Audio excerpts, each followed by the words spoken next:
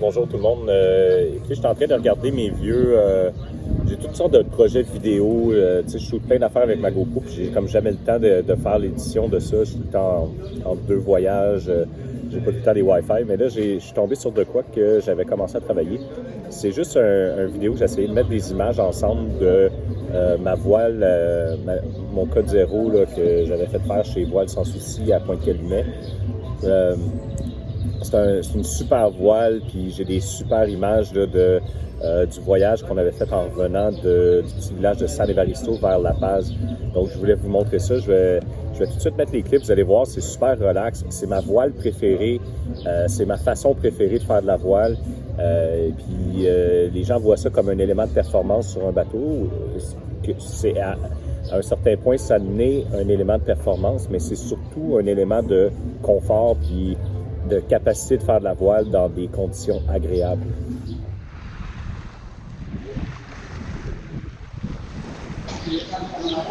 Donc, dans le fond, c'est ça. Je vous invite à regarder la façon dont la voile se comporte. On est là-dessus, je suis dans le trait le plus serré que la voile peut soutenir. Donc, on est environ à 60 degrés du vent apparent. Le vent réel vient même d'une espèce de travers arrière. Les vents est très, très, très léger. Le vent réel là-dessus est aux alentours de 10 nœuds. Malheureusement, mon anémomètre ne fonctionne plus. Mais vous voyez comment que la mer est calme, comment que la condition de mer est super calme, super relaxe. Les voiles sont placées, le bateau cogne pas, on n'est pas dans une grosse gîte intense. Le bateau glisse à travers l'eau comme si c'était rien. Il n'y a absolument aucune vague, à peine un frisson. Puis tranquillement, je vais vous amener, vous allez voir là, dans le prochain clip, vous allez voir que sur mon téléphone cellulaire, on fait 7,5 nœuds sur cette séquence-là. Donc, vous voyez, c'est ça, mon téléphone cellulaire est là. J'espère que l'image est assez claire. Vous voyez que la vitesse GPS oscille entre 7,5 nœuds. Il n'y a pas de courant qui nous affecte. Donc, c'est des conditions de voile absolument parfaites. Ça va sortir bien sur la GoPro, mais je vais essayer de vous le montrer. On a une mer relativement calme. La grand voile est sortie au complet. En arrière, j'ai mon code zéro. Puis on a des vents très légers, 10 nœuds ou moins. Probablement moins que 10 nœuds en ce moment.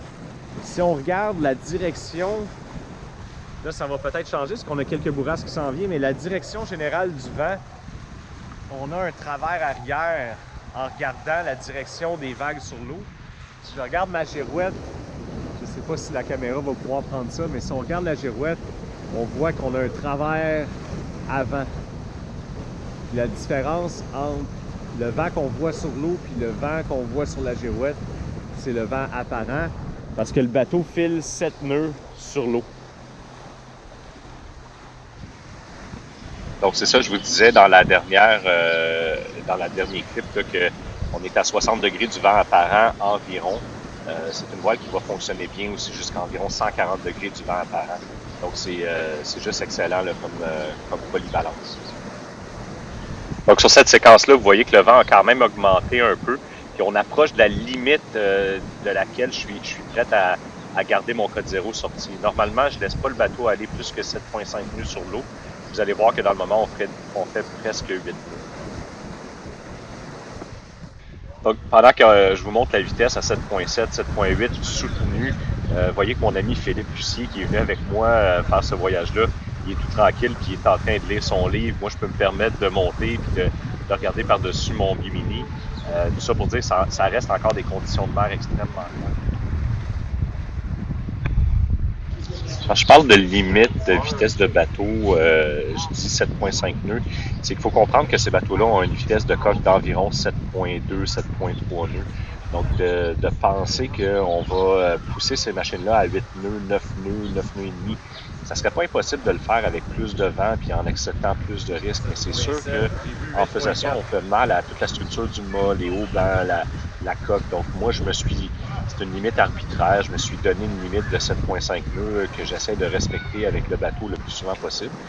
J'ai permis là, au bateau d'aller un peu plus vite que ça cette journée-là parce que c'était tellement calme la mer. Mais faire ça tout le temps, ça serait pas une bonne idée pour la durabilité du bateau, je crois. Donc, j'ai plusieurs images comme ça que je pourrais vous montrer. J'adore ce genre de voile-là. C'est des conditions de mer qui sont tellement tranquilles, puis ça permet au bateau d'avancer à sa pleine vitesse sans être perturbé par les vagues. C'est la voile la plus intéressante pour moi, puis évidemment, c'est ce genre de conditions-là que je cherche à rencontrer le plus souvent quand je fais mes passages de mer. Ça prend un bateau qui est configuré pour ça, mais mon bateau est un bateau de croisière normal. Je suis relativement pesant, un peu comme tout le monde. J'ai beaucoup d'équipement, mais avec la bonne voile, une hélice pliante, tout ça, on réussit à faire fonctionner ces bateaux-là dans très peu de vent, puis avec une mer très calme. Puis non, mon moteur ne fonctionnait pas. Donc, je vous souhaite à tous là, de vivre ce genre de conditions-là, puis ce genre de navigation-là des fois.